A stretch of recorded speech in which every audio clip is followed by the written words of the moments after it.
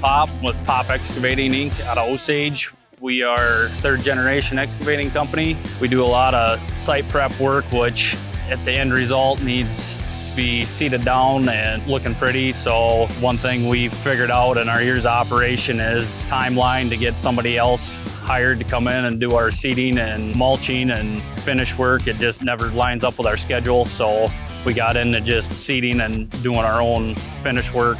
This tool, once we seen it, clamps right onto our skid loaders. All we need to supply is the bales. So come in, do our seeding, we throw this on at the end, do our mulching and walk it in, and we're done.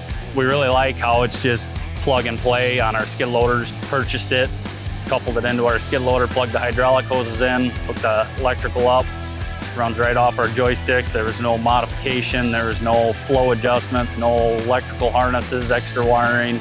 It was plug and play, and all our operators are used to what them functions do with other attachments, and it matches all kind of how we're used to running things. So it just makes things smooth and easy to train other people in on how to operate it, being it's as simple as it is. What we really like about it is we get on a big couple acre site, get the bales staged out, and we can load a bale and shred a bale in 5 minutes.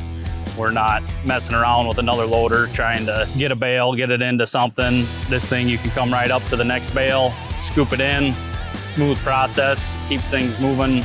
We roughly can cover about a 1/4 acre with a 5x6 bale, kind of what we're after. It does a nice job of laying it out. It does a really consistent job, so that number doesn't fluctuate too much.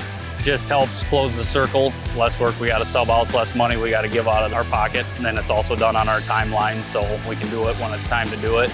Makes us more efficient, which makes us more money at the end.